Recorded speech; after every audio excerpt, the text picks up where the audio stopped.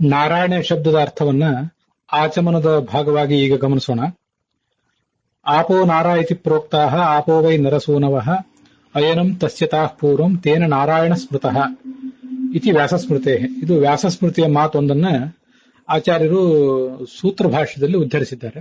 ಮೊದಲನೇ ಅಧ್ಯಾಯದ ಮೊದಲನೇ ಪಾದದಲ್ಲೇ ಬರುವಂತಹ ಉದಾಹರಣೆ, ತುಂಬಾ ಪ್ರಸಿದ್ಧವಾದಂತಹ ಶ್ಲೋಕ ಇದು. ನೀರಿಗೆ ನಾರ ಅಂತ ಹೇಳ್ತಾರೆ. ಯಾಕಂದ್ರೆ ನರಶಬ್ದವಾಚ್ಯನಾದ ಪರಮಾತ್ಮನಿಂದ ಅವು ಹುಟ್ಟಿದಂಥವು. ಆಪಹ ನೀರುಗಳು, ನರಸೂನವಃ ನರಶಬ್ದವಾಚ್ಯನಾದ ಪರಮಾತ್ಮನ ಸೂನು ಮಕ್ಕಳು. ಆದ್ರಿಂದ ಆಪಹ ನಾರಾಹ ಇತಿ ಪ್ರೋಕ್ತಾಹ, ನೀರಿಗೆ ನಾರ ಅಂತ ಹೇಳ್ತಾರೆ. ನರಾತ್ ನರ ಶಬ್ದ, ಅದರಿಂದ ಹುಟ್ಟಿದಂಥದ್ದು ನಾರ ಅಂತ ಹೇಳಿ. ಪರಮಾತ್ಮನಿಗೆ ನರ ಅಂತ ಯಾಕೆ ಕರೀತಾರೆ ಅಂತ ಅನ್ನೋದನ್ನು ಕೂಡ ಭಾಗವತದ ತಾತ್ಪರ್ಯದ 2ನೇ ಸ್ಕಂದದ 10ನೇ ಅಧ್ಯಾಯದ 11ನೇ ಶ್ಲೋಕದಲ್ಲಿ ವರ್ಣನೆ ಮಾಡ್ತಾರೆ. ಅಲ್ಲಿಯೂ ಕೂಡ ಈ ನರಶಬ್ದದ ಅರ್ಥವನ್ನ ಹೇಳುವಂತಹ ಪ್ರಸಂಗನೆ. ಅಂಡಂ ಪ್ರವಿಷ್ಟ ಯಹ ವಿಷ್ಣು ಸಹ ಅಂಡಂ ಭಿತ್ವಾ ಪ್ರಕಾಶಿತ ಸೋಸೃಜತ್ ತಥೋ ನಾರಾಹ ನರಹ ಅನಾಶಾತ್ ಪರೋಮತಃ. ನರ ಅಂತಂದ್ರೆ ನಾಶ ಹೊಂದದಿರುವ ನಾರಾಯಣ, ನಾಶ ಹೊಂದದಿರುವಂತಹ ಪರಮಾತ್ಮ. ಈ ನಾಶ ಹೊಂದದಿರುವ ಪರಮಾತ್ಮನಿಂದ ನ ರೀಯತೆ, ರೀಯತೆ ಅಂದ್ರೆ ನಾಶ ಹೊಂದುತ್ತದೆ, ನ ರೀಯತೆ ಅಂದ್ರೆ ನಾಶ ಹೊಂದುವುದಿಲ್ಲ. ನಾಶ ಹೊಂದದ ಪರಮಾತ್ಮ ನರ, ಅವನಿಂದ ಹುಟ್ಟಿರುವಂಥದ್ದೇ ನಾರ. ಇದು ನಾರಾಯಣಾಧ್ಯಾತ್ಮ ಅನ್ನೋ ಗ್ರಂಥದಿಂದ ಉದ್ಧೃತವಾದದ್ದು. ಹೀಗೆ ನರಶಬ್ದವಾಚ್ಯನಾದವನು ಪರಮಾತ್ಮ, ಅವನಿಂದ ಹುಟ್ಟಿರುವಂಥದ್ದೇ ಈ ನಾರ, ನೀರು. ಆ ನೀರು ಈ ಭಗವಂತನಿಗೆ ವಾಸ ಸ್ಥಳವಾಗಿತ್ತು. ಅಯನಂ ತಸ್ಯ, ತಸ್ಯ ಆ ನಾರಾಯಣನಿಗೆ, ತಾಹ ನೀರುಗಳು, ಅಯನಂ ಆಶ್ರಯ ಸ್ಥಾನವಾಗಿದ್ದವು. ತೇನ ಆ ಕಾರಣದಿಂದ ನಾರಾಯಣ ನಾರಾಯಣ ಎಂದು ಸ್ಮೃತಃ ಹೇಳಲ್ಪಟ್ಟಿದ್ದಾನೆ. ಈ ಕಾರಣದಿಂದ ನಾರಾಯಣ ಅನ್ನುವ ಶಬ್ದ ಅವನಿಗೆ, ಶಬ್ದವಾಚ್ಯತ್ವ ಅವನಿಗೆ ಕಂಡು ಬರ್ತದೆ. ಈ ನೀರಿನಲ್ಲಿ ಈ ಭಗವಂತ 1,000 ವರ್ಷ 1000 ಪರಿವತ್ಸರ ವಾಸ ಮಾಡಿದ ಅಂತ ಭಾಗವತದ 2ನೇ ಸ್ಕಂದದ 10ನೇ ಅಧ್ಯಾಯದಲ್ಲಿ 11ನೇ ಶ್ಲೋಕದಲ್ಲಿ ಹೇಳ್ತಾರೆ. ತಾಸ್ವವಾಸಿ ಸ್ವಸೃಷ್ಟಾಸು ಸಹಸ್ರ ಪರಿವತ್ಸರಾನ್. ಆ ನೀರಿನಲ್ಲಿ, ತಾನೇ ಸೃಷ್ಟಿಸಿದ ನೀರಿನಲ್ಲಿ ಆತ 1000 ವರ್ಷ ಮಲಗಿದ್ದ. ತೇನ ನಾರಾಯಣೋ ನಾಮ ಯದಾಪಹ ಪುರುಷೋದ್ಭವಾಹ. ಈ ಶ್ಲೋಕದ ವಿವರವನ್ನು ನೋಡುವಾಗಲೇ ನಾವು ಆ ನರ ಶಬ್ದದ ಅರ್ಥವನ್ನು ಕೂಡ ನೋಡಿದ್ವಿ. ಹೀಗೆ ನೀರು ಭಗವಂತನಾದ ನಾರಾಯಣನಿಗೆ 100 ವರ್ಷ ಆಧಾರ ಕೊಟ್ಟಿದ್ದರಿಂದ ಅವನಿಗೆ ನಾರಾಯಣ ಅಂತ ಹೇಳ್ತಾರೆ. ಅಲ್ಲಿ ಬಹುವ್ರೀಹಿ ಸಮಾಸ ಮಾಡಬೇಕಾಗ್ತದೆ ನಾವು. ನಾರಾಹ ಅಯನಂ ಯಸ್ಯ ಸಹ ನಾರಾಯಣ. ಯಸ್ಯ ಯಾವ ಪರಮಾತ್ಮನಿಗೆ, ನಾರಾಹ ನೀರುಗಳು, ಅಯನಂ ಆಶ್ರಯವಾಗಿವೆಯೋ ಅವನು ನಾರಾಯಣ ಅಂತ ಹೀಗಾಗ್ತದೆ. ಇದೇ ಸಂಬಂಧವನ್ನು ಹೊಂದಿರುವಂತಹ, ನೀರಿನ ಸಂಬಂಧವನ್ನೇ ಹೊಂದಿರುವಂತಹ ಮತ್ತೊಂದು ಅರ್ಥ ಹರಿವಂಶದಲ್ಲಿ ಉದ್ಧಾರ ಕಂಡಿದೆ.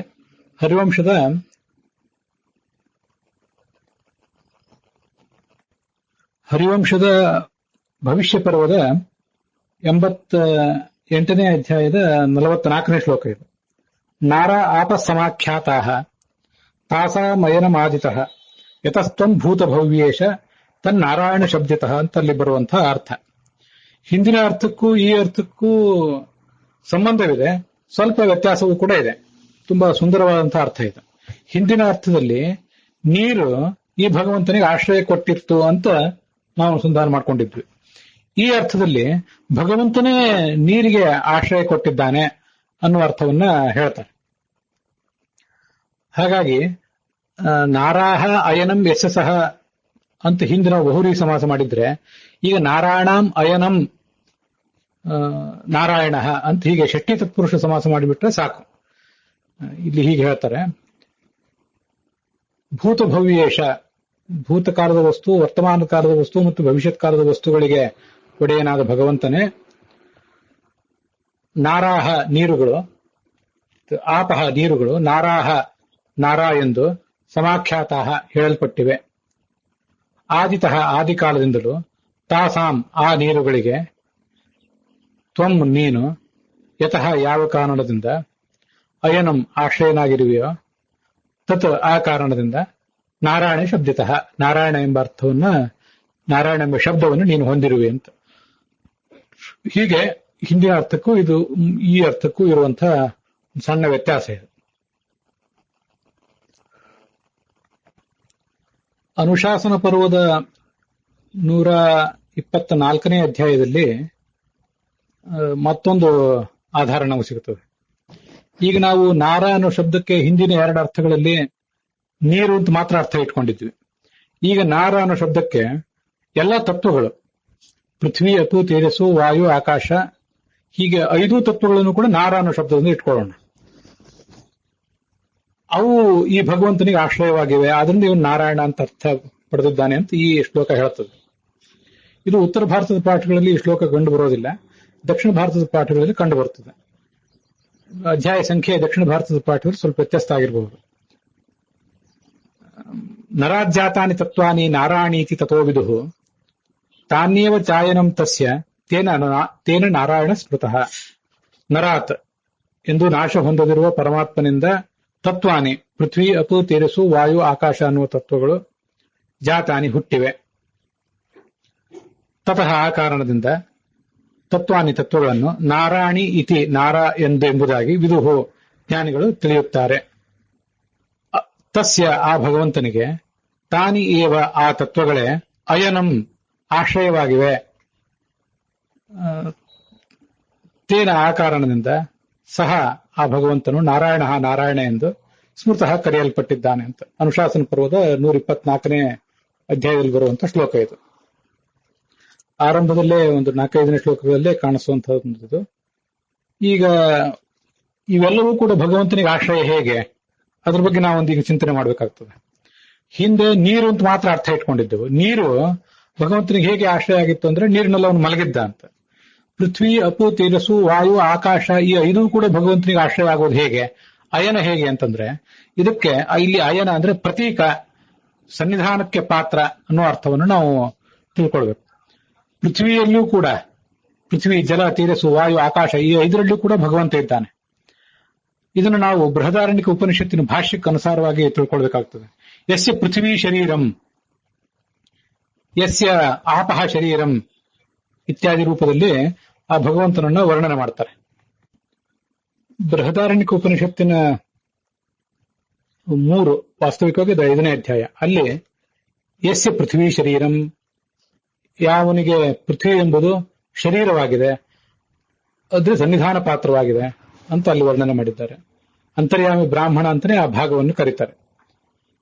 ಯಸ್ಯ ಆಪಃ ಶರೀರಂ, ಯಾವ ಭಗವಂತನಿಗೆ ನೀರು ಶರೀರವಾಗಿದೆ ಅಂತ ಮುಂದಿನ ಭಾಗ. ಯಸ್ಯ ಅಗ್ನಿ ಶರೀರಂ, ಯಹ ಅಗ್ನಿಮಂತರೋ ಯಮಯತಿ, ಎಲ್ಲ ಕಡೆ ಹೀಗೆ ಬಂದಿದೆ. ಅಗ್ನಿ ಅವನಿಗೆ ಶರೀರ, ಅಗ್ನಿಯನ್ನು ಆತ ನಿಯಮಿಸ್ತಾ ಇದ್ದಾನೆ ಒಳಗಿದ್ದು. ಜಲವು ಆತನಿಗೆ ಶರೀರ, ಒಳಗೆ ನಿದ್ದು ಜಲವನ್ನು ನಿಯಮಿಸ್ತಾ ಇದ್ದಾನೆ ಅಂತ ಹೀಗೆ ಬಂದಿದೆ.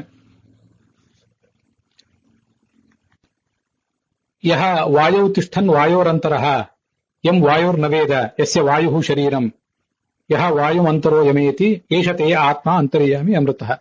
ಕೆಲವು ಬಾರಿ ಅಪೂರ್ಣ ವಾಕ್ಯಗಳನ್ನು ಓದಿದ್ದೇನೆ, ಕೆಲವು ಬಾರಿ ಅರ್ಧ ವಾಕ್ಯಗಳನ್ನು ಮಾತ್ರ ಓದ್ತಿದ್ದೇನೆ. ಯಸ್ಯ ಯಾವ ಭಗವಂತನಿಗೆ ವಾಯು ಶರೀರಂ, ಯಸ್ಯ ಅಂದ್ರೆ ಯಾವ ಭಗವಂತನಿಗೆ ಅಂತ ತಿಳ್ಕೋಬಹುದು. ಜ್ಞಾನ ರೂಪನಾದ ಭಗವಂತ ಅಂತನೂ ಯಸ್ಯ ಅನ್ನೋ ಶಬ್ದಕ್ಕೆ ನಾವು ಅರ್ಥ ಮಾಡಬಹುದು. ಅವನಿಗೆ ವಾಯು ಅನ್ನುವುದು ಶರೀರ, ವಿಗ್ರಹದಂತಿದೆ. ಆ ವಾಯುವನ್ನು ಆತ ನಿಯಮಿಸ್ತಾ ಇದ್ದಾನೆ. ಮುಂದೆ ಅಂತರಿಕ್ಷ, ಯಹ ಅಂತರಿಕ್ಷೇ ತಿಷ್ಠನ್, ಅಂತರಿಕ್ಷದಲ್ಲಿದ್ದಾನೆ. ಪೃಥ್ವಿ, ಅಪು, ತೇಜಸ್ಸು, ವಾಯು ಆಯಿತು. ಮುಂದೆ ಆಕಾಶ ಅನ್ನೋದು ಬಂದಿದೆ. ಆಕಾಶ ಅನ್ನೋದನ್ನು ಕೆಲವು ಕಡೆ ಅಂತರಿಕ್ಷ ಅಂತನೂ ಹೇಳಿದ್ದಾರೆ. ಯಹ ದಿವಿ ತಿಷ್ಠನ್ ದಿವಹ ಅಂತರಃ ಯಸ್ಯ ದ್ಯೌಹು ಶರೀರಂ ಯಸ್ಯ ಅಂತರಿಕ್ಷಂ ಶರೀರಂ. ಆ ಭಗವಂತನಿಗೆ ದ್ಯು ಅನ್ನೋದು ಶರೀರವಾಗಿದೆ, ಅಂತರಿಕ್ಷ ಆತನಿಗೆ ಶರೀರವಾಗಿದೆ ಅಂತೆಲ್ಲ ಬಂದಿದೆ. ಸ್ಪಷ್ಟವಾಗಿ ನಮಗೆ ಆಕಾಶನೇ ಬೇಕು ಅಂತಿದ್ರೆ ಅದು ಕೂಡ ಅಂತರ್ಯಾಮಿ ಬ್ರಾಹ್ಮಣದಲ್ಲಿದೆ. ಯಹ ಆಕಾಶೇ ತಿಷ್ಠನ್ ಆಕಾಶಾದಂತರಃ ಯಮ ಆಕಾಶೋ ನವೇದ ಯಸ್ಯ ಆಕಾಶಃ ಶರೀರಂ ಯಮ ಆಕಾಶಂ ಯಹ ಆಕಾಶಮಂತರೋ ಯಮಯತಿ ಏಷತೆ ಆತ್ಮ ಅಂತರ್ಯಾಮಿ ಅಮೃತಃ. ಆಕಾಶ ಅನ್ನೋದು ಆತನಿಗೆ ಶರೀರ ಸ್ಥಾನೀಯವಾಗಿದೆ. ಹೀಗೆ ಈ 5 ತತ್ವಗಳು ಆತನಿಗೆ ಶರೀರ ಸ್ಥಾನೀಯವಾಗಿದೆ ಅಂತ ಬಂದಿದೆ.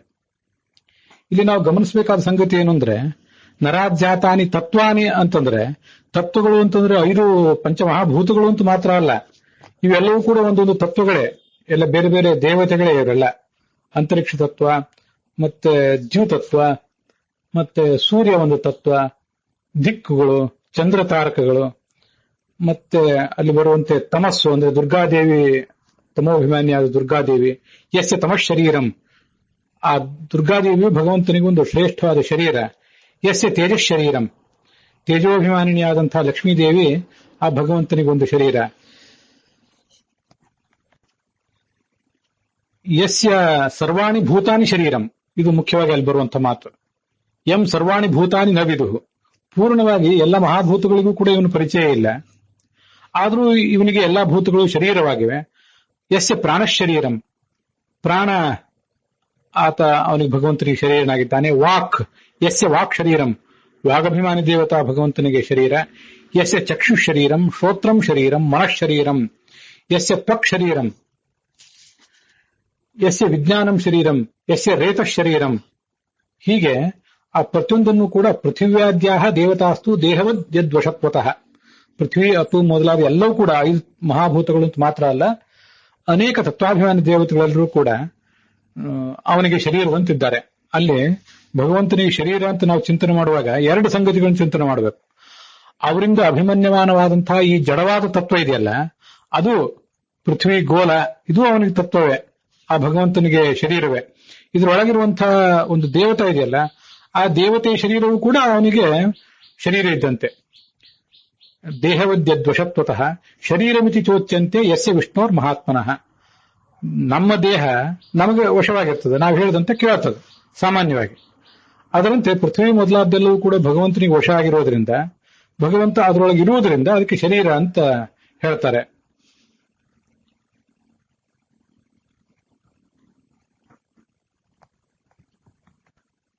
ಹೀಗೆ ಮಹಾಭಾರತದ ನರಾಜ್ಜಾತಾನಿ ತತ್ವಾನಿ ಅಂತಂದ್ರೆ 5 ಮಹಾಭೂತಗಳು ಮತ್ತು ಉಳಿದ ಅನೇಕ ತತ್ವಗಳೆಲ್ಲವೂ ಕೂಡ ಆ ಭಗವಂತನಿಂದ ಹುಟ್ಟಿವೆ. ಆದ್ರಿಂದ ಅವುಗಳಿಗೆ ನಾರ ಅಂತ ಕರೀತಾರೆ.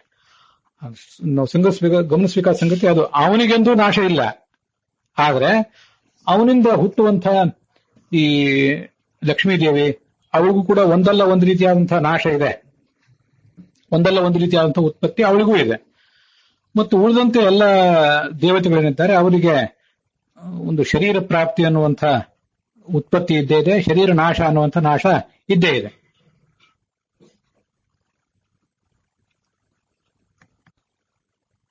ಅಪೂರ್ಣತಾ ಅನ್ನುವಂಥ ನಾಶ ಲಕ್ಷ್ಮೀದೇವಿಗೂ ಕೂಡ ಇದೆ. ನಾವು ಅದನ್ನು ಹಿಂದೆ ಎಲ್ಲ ಅನೇಕ ಬಾರಿ ನೋಡಿದ್ದೇವೆ. ಉಳಿದವರಿಗೆ ಅಪೂರ್ಣತಾ ಎಂಬ ನಾಶವೂ ಇದೆ, ದೇಹ ಹಾನಿ ಎಂಬ ನಾಶವೂ ಇದೆ. ಲಕ್ಷ್ಮಿಗೆ ದೇಹ ಹಾನಿ ಇಲ್ಲದೆ ಇರಬಹುದು, ಆದ್ರೆ ಅಪೂರ್ಣತಾ ಅನ್ನುವ ನಾಶ ಇದೆ. ಹೀಗೆ ಇವರೆಲ್ಲರೂ ಕೂಡ ಹುಟ್ಟಿದವರು, ನಾಶ ಆಗ್ತಾರೆ, ಹುಟ್ಟುತ್ತಾರೆ. ಲಕ್ಷ್ಮೀದೇವಿಯಿಂದ ಹುಟ್ಟಿದ ಎಲ್ಲರೂ ಕೂಡ. ಆದ್ರೆ ಇವನು ಮಾತ್ರ ನರ, ಯಾಕಂದ್ರೆ ಎಂದು ನಾಶ ಹೊಂದದೇ ಇರುವವನು ನರ. ಉಳಿದವರೆಲ್ಲರೂ ಕೂಡ ಅವನಿಂದ ಹುಟ್ಟುವುದರಿಂದ ನಾರ ಅಂತ ಕರೆಸ್ಕೊಂಡಿದ್ದಾರೆ. ಲಕ್ಷ್ಮೀದೇವಿ ಕೂಡ ನಾರಳೆ, ಅವರಿಂದ ಅವನು ನಾರಿ ಅಂತನೂ ಹೇಳ್ಬೋದು ಬೇಕಾದ್ರೆ. ನರನ ಹೆಂಡತಿ ಆದ್ರಿಂದ ನಾರಿ, ನರಿ ಅಂತನೂ ಹೇಳ್ಬೋದು, ನಾರಿ ಅಂತನೂ ಹೇಳ್ಬೋದು.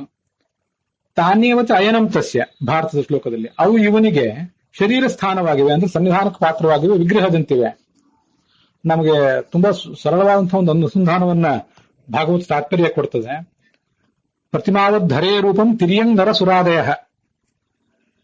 ತಿರ್ಯಕ್ ಪ್ರಾಣಿಗಳು, ಅಡ್ಡ ಸಂಚರಿಸುವ ಪ್ರಾಣಿಗಳು, ನರರು, ದೇವತೆಗಳು ಎಲ್ಲರೂ ಕೂಡ ಪ್ರತಿಮೆಯಂತೆ ಭಗವಂತನ ಸನ್ನಿಧಾನಕ್ಕೆ ಪಾತ್ರರು. ದೇವಾಲಯದಲ್ಲಿರುವ ಪ್ರತಿಮೆ ಹೇಗೋ ಹಾಗೆ ಇವರೆಲ್ಲರೂ ಕೂಡ ಸನ್ನಿಧಾನಕ್ಕೆ ಪಾತ್ರರು. ಇನ್ನೂ ವಿಸ್ತೃತವಾಗಿ ಹೇಳುವುದಾದ್ರೆ, ಶಿಲಾವತ್ ಪ್ರತಿಮೆಯೇಶ ವಿಷ್ಣುರ್ ಲೋಕ ಚತುರ್ದಶಿ, 14 ಲೋಕಗಳು ಕೂಡ ಶಿಲಾಮಯವಾದ ವಿಗ್ರಹ ಹೇಗೆ ಭಗವಂತನಿಗೆ ಒಂದು ವಿಗ್ರಹವೋ ಹಾಗೆ 14 ಲೋಕಗಳು ಕೂಡ ಭಗವಂತನ ಪ್ರತಿಮಾ ಅಂತ ಅನುಸಂಧಾನ ಇದೆ. ಈ ರೀತಿಯಾಗಿ ನಾವು ನೋಡಿದಂತಹ ಮತ್ತೊಂದು ಅರ್ಥ ಇದು. ನರರಿಗೆ ಆಶ್ರಯ ಅನ್ನುವ ಅರ್ಥದಲ್ಲಿ ಮತ್ತೊಂದು ನಾರಾಯಣ ಶಬ್ದ ವಾಚ್ಯತ್ವವನ್ನ ಭಾಗವತ ತಾತ್ಪರ್ಯದ 2ನೇ ಸ್ಕಂದದ 6ನೇ ಅಧ್ಯಾಯದ 44ನೇ ಶ್ಲೋಕದ ಪ್ರಸಂಗದಲ್ಲಿ ಹೇಳ್ತಾರೆ. ಯಶ್ಯೇತೆ ಪ್ರಳಯೇ ವಿಷ್ಣು ಶೂನ್ಯನಾಮ ಮಹಾಕೃತಿ ಸತು ನಾರಾಯಣೋ ನಾಮ ನರಾಣಾಂ ಅಯನತ್ವತಃ. ಈ ಪ್ರಳಯ ಕಾಲದಲ್ಲಿ ಯಾರು ಶೂನ್ಯ ಎಂಬ ಹೆಸರನ್ನು ಇಟ್ಕೊಂಡು ದೊಡ್ಡ ಆಕಾರವುಳ್ಳವನಾಗಿ ಮಲಗಿರ್ತಾನಲ್ಲ, ಅವನಿಗೆ ನಾರಾಯಣ ಅಂತ ಹೆಸರು. ಯಾಕೆಂದ್ರೆ ನರಾಣಾಂ, ಎಲ್ಲಾ ವ್ಯಕ್ತಿಗಳಿಗೂ ಕೂಡ, ಎಲ್ಲ ಜೀವರಿಗೂ ಕೂಡ ಅವನ ಆಶ್ರಯ ಕೊಟ್ಟವನಾದ್ರಿಂದ. ಹೀಗೆ ನರಾಣಾಂ ಅಯನಂ ನಾರಾಯಣ. ಹಿಂದೆ ನಾರಾಯಣಾಂ ಅಯನಂ ನಾರಾಯಣ ಅಂತನೂ ಬಂದಿತ್ತು. ಇಲ್ಲಿ ನರಾಣಾಂ ಅಯನಂ ನಾರಾಯಣ ಅಂತ ಅರ್ಥವನ್ನು ನಾವು ನೋಡ್ತೇವೆ. ಅನುವ್ಯಾಖ್ಯಾನದಲ್ಲಿ 1ನೇ ಅಧ್ಯಾಯದಲ್ಲಿ ಬರುವಂತಹ ಮತ್ತೊಂದು ಶಬ್ದವೂ ಕೂಡ, ಮತ್ತೊಂದು ನಿರ್ವಚನವೂ ಕೂಡ ಕೇಳಿ ಬರ್ತದೆ. ಇದು 1ನೇ ಅಧ್ಯಾಯದಲ್ಲಿ 84, 86 ಈ ಶ್ಲೋಕಗಳು. ದೋಷಾರಚ್ಛಿದ್ದ ಶಬ್ದಾನಾಂ ಪರ್ಯಾಯತ್ವಂ ಯತಸ್ತತಃ ಗುಣಾ ನಾರಾಯತಿ ಜ್ಞೇಯಾಃ ತದ್ವಾನ್ ನಾರಾಯಣ ಸ್ಮೃತಃ. ನಾರಾಯಣ ಅಂದ್ರೆ ಗುಣಗಳಿಗೆ ಆಶ್ರಯ ಅಂತ ಹೀಗರ್ಥ. ನಾರ ಅಂದ್ರೆ ಗುಣ ಹೇಗೆ ಅಂದ್ರೆ ಅರ ಎಂದರೆ ದೋಷ, ದೋಷ, ಅರ, ಛಿದ್ರ ಇವಿಷ್ಟು ಶಬ್ದಗಳು ಪರ್ಯಾಯಗಳಾಗಿವೆ. ಆದ್ರಿಂದ ಅರಾಹ ದೋಷಾಹ, ಅರಕ್ಕೆ ವಿರುದ್ಧವಾದಂಥದ್ದು ನಾರ ಅಂದ್ರೆ ಗುಣ, ದೋಷಕ್ಕೆ ವಿರುದ್ಧವಾದದ್ದೇ ಗುಣ. ಗುಣಾಹ ನಾರಾಹ ಇತಿ ಪ್ರೋಕ್ತಾಹ ಇತಿ ಜ್ಞೇಯಾಹ. ಗುಣಗಳನ್ನ ನಾರ ಎಂಬ ಶಬ್ದದಿಂದ ನಾವು ತಿಳ್ಕೊಳ್ಬೇಕು.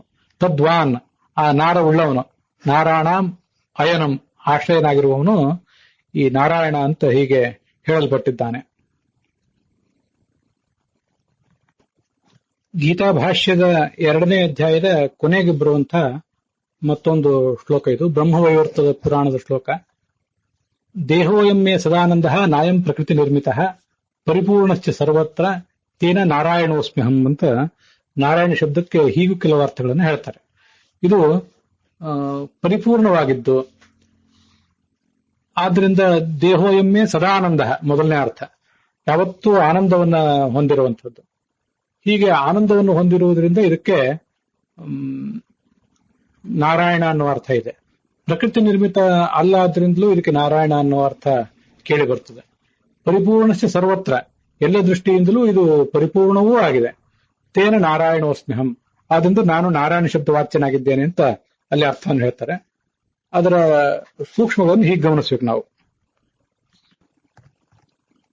ಮೊದಲನೇದಾಗಿ ದೇಹೋಯಮ್ಮೆ ಸದಾನಂದ, ಅಯಂ ಈ ಮೇ ನನ್ನ ದೇಹವು ಸದಾನಂದ ಆನಂದ ಉಳ್ಳದ್ದಾಗಿದೆ.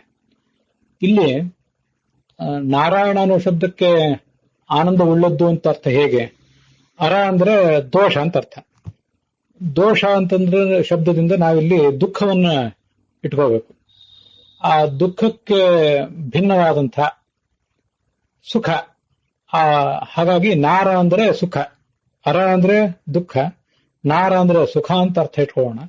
ಆ ನಾರಕ್ಕೆ ಇವನ ಆಶ್ರಯ ಆದ್ರಿಂದ ಇವನನ್ನ ನಾರಾಯಣ ಎಂಬ ಅರ್ಥದಿಂದ ಹೇಳಿದ್ದಾರೆ. ಇದು ಮೊದಲನೇ ಅರ್ಥ. ಆನಂದ ಸ್ವರೂಪವಾದ ದೇಹವುಳ್ಳವನು. ನಾಯಂ ಪ್ರಕೃತಿ ನಿರ್ಮಿತ, ಅಯಂ ಈ ದೇಹವು ಪ್ರಕೃತಿ ನಿರ್ಮಿತ, ಪ್ರಕೃತಿಯಿಂದ ನಿರ್ಮಿತವಾದದ್ದು, ನ ಅಲ್ಲ. ಇದು ಎರಡನೇ ಅರ್ಥ. ಅರ ಅಂತಂದ್ರೆ ದೋಷ, ಆ ದೋಷವುಳ್ಳಂಥ ಅಪರಿಪೂರ್ಣತೆಯುಳ್ಳಂಥ ಪ್ರಕೃತಿ. ಆ ಪ್ರಕೃತಿಯೇ ಅಯನ ಆಶ್ರಯವಾಗಿ ಉಳ್ಳದ್ದು. ಪ್ರಕೃತಿಯೇ ಯಾವ ದೇಹಗಳಿಗೆ ಉಪಾದಾನ ಕಾರಣವಾಗಿದೆಯೋ ಆ ಎಲ್ಲ ದೇಹಗಳು ಕೂಡ ಅರಾಯಣ ದೇಹಗಳು. ಚತುರ್ಮುಖ ಬ್ರಹ್ಮನ ದೇಹದಿಂದ ಹಿಡಿದು ಪ್ರತಿಯೊಬ್ಬರ ದೇಹವೂ ಕೂಡ ಪ್ರಕೃತಿಯೇ ಉಪಾದಾನ ಕಾರಣವಾಗಿ ಉಳ್ಳಂಥ ದೇಹಗಳು. ಹೀಗೆ ಅದು ಅರಾಯಣ. ಭಗವಂತನ ದೇಹ ಪ್ರಕೃತಿಯೇ ಉಪಾದಾನ ಕಾರಣವಾಗಿ ಉಳ್ಳಂತಹ ದೇಹವಲ್ಲ, ಆದ್ರಿಂದ ಅದಕ್ಕೆ ನಾರಾಯಣ ಅಂತ ಹೀಗೆ ಅರ್ಥವನ್ನು ಹೇಳ್ತಾರೆ. ಮತ್ತೆ ಸರ್ವತ್ರ ಪರಿಪೂರ್ಣ, ಯಾವಾಗಲೂ ಇದು ಪೂರ್ಣವಾಗಿಯೇ ಇದೆ. ಅವತಾರ ರೂಪಗಳಲ್ಲಿಯೂ ಮೂಲ ರೂಪದಲ್ಲಿಯೂ ಎಲ್ಲಾ ಅವಸ್ಥೆಗಳಲ್ಲಿಯೂ ಕೂಡ ಇದು ಪೂರ್ಣವಾಗಿರ್ತದೆ. ಪೂರ್ಣ ಅನ್ನೋ ಶಬ್ದ ನಾರಾಯಣ ಅನ್ನೋದ್ರಿಂದ ಹೇಗೆ ಬಂತು ಅಂದ್ರೆ, ಅರ ಅಂತಂದ್ರೆ ದೋಷ, ಅರಾಯಣ ಅಂದ್ರೆ ದೋಷಗಳಿಂದ ಕೂಡಿದ್ದು, ಅಪರಿಪೂರ್ಣ ಅಂತ ಅರ್ಥ. ಅರಾಯಣ ಯಾವಲ್ಲವೋ ಅದು ನಾರಾಯಣ, ನ ಅನ್ನೋದು ನಿಷೇಧವನ್ನು ಹೇಳ್ತದೆ. ಪರಿಪೂರ್ಣಶ್ಚ ಸರ್ವತ್ರ ತೇನ ನಾರಾಯಣ ಅಸ್ಮ್ಯಹಂ. ಇದು ಬ್ರಹ್ಮವೈವರ್ತ ಪುರಾಣದಲ್ಲಿ ನಾವು ನೋಡುವಂತಹ ಅರ್ಥ. ಉದ್ಯೋಗ ಪರ್ವದ 70ನೇ ಅಧ್ಯಾಯದಲ್ಲೂ ಕೂಡ ನರಾಣಾಂ ಅಯನಾಚ್ಚಾಪಿ ತಥೋ ನಾರಾಯಣ ಸ್ಮೃತಃ, ಇವನು ನರರಿಗೆ ಆಶ್ರಯನಾದ್ರಿಂದ ನಾರಾಯಣ ಅಂತ ಹೇಳಿದ್ದಾರೆ. 10ನೇ ಶ್ಲೋಕ ಅದು. ಆ ಅರ್ಥವನ್ನು ಈಗಾಗಲೇ ಒಂದು ಬಾರಿ ಹಿಂದೆ ನಾವು ಬಂದಂತೆ ನೋಡಿದ್ದೇವೆ. ಇದು ಭಾಗವತದಲ್ಲಿ ಬಂದದ್ದು ಅರ್ಥ ಅದಾಗಿತ್ತು, ಭಾಗವತ ತಾತ್ಪರ್ಯಾದಿಗಳಲ್ಲಿ. ಇದು ನರರಿಗೆ ಆಶ್ರಯ ಕೊಟ್ಟವನು. ನರಾಣಾಂಚ ಸುರಾಣಾಂಚ ಗತಿರೇಕೋ ಜನಾರ್ದನ ಅಂತ ಹೇಳಿ ಇದನ್ನ ಬೃಹದಾರಣ್ಯಕ ಭಾಷ್ಯದಲ್ಲಿ ಆಚಾರ್ಯ ಹೇಳ್ತಾರೆ, ಪ್ರತಿಯೊಬ್ಬರಿಗೂ ಕೂಡ ಅವನೇ ಆಧಾರನಾಗಿದ್ದಾನೆ. ಅಥೋ ಅಯಂ ವಾ ಆತ್ಮ ಸರ್ವೇಷಾಂ ಭೂತಾನಾಂ ಲೋಕಃ ಅಂತ ಬೃಹದಾರಣ್ಯಕ ಉಪನಿಷತ್ತಿನ ವಾಕ್ಯ. ಅಯಂ ವಾ ಆತ್ಮ, ಆತ್ಮಶಬ್ದವಾಚನಾದ ಈ ಭಗವಂತನೇ ಸರ್ವೇಷಾಂ ಭೂತಾನಾಂ ಲೋಕಃ, ಪ್ರತಿಯೊಬ್ಬರಿಗೂ ಕೂಡ ಅವನೇ ಆಧಾರನಾಗಿದ್ದಾನೆ, ಎಲ್ಲರಿಗೂ ಕೂಡ ಅವನೇ ಆಧಾರವಾಗಿರುವುದರಿಂದ ನಾರಾಯಣ ಅಂತ ಆತ ವಾಚ್ಯನಾಗಿದ್ದಾನೆ ಅಂತ ಅದರ ತಾತ್ಪರ್ಯ. ಐತರೇಯ ಉಪನಿಷತ್ ಭಾಷ್ಯದಲ್ಲಿ ಬರುವಂತ ಮತ್ತೊಂದು ಅರ್ಥ, ಇದು ಓಂಕಾರ ಅಕಾರದ ವ್ಯಾಖ್ಯಾನ ಅಂತ ಅನ್ನೋದನ್ನ ವಿವರಿಸುವ ಭಾಗ. ನಾರಾಯಣ ಶಬ್ದ ಅಕಾರದ ವ್ಯಾಖ್ಯಾನ ಅಂತನೂ ಕೂಡ ಅಲ್ಲೇ ಹೇಳಿದ್ದಾರೆ. ತಸ್ಯೋಪ ವ್ಯಾಖ್ಯಾನಂ ಸರ್ವಂ ಅಂತ ಹೇಳಿ, ಪ್ರತಿಯೊಂದು ಕೂಡ ಆ ಅಕಾರದ ವ್ಯಾಖ್ಯಾನವೇ ಆಗಿದೆ ಅಂತ ಅಲ್ಲೆಲ್ಲ ವರ್ಣನೆ ಮಾಡಿದ್ದಾರೆ. ಅದರ ಒಂದು ವಿಸ್ತೃತವಾದಂತಹ ಶಬ್ದ ನ ಅ ರ ಅ ಯ, ಪ್ರತಿಯೊಂದು ಶಬ್ದಕ್ಕೂ ಕೂಡ ಇಲ್ಲೊಂದು ವಿಶಿಷ್ಟವಾದ ಅರ್ಥವನ್ನು ಹೇಳಿದ್ದಾರೆ. ಹಿಂದೆ ಪದಗಳಿಗೆ ಅರ್ಥಗಳನ್ನು ನಾವು ನೋಡಿದ್ದೇವೆ. ಈಗ ಇಲ್ಲಿ ಆ ಅಕ್ಷರಗಳಿಗೂ ಕೂಡ ನಾವು ಅರ್ಥವನ್ನು ಗಮನಿಸಬಹುದಾಗಿದೆ.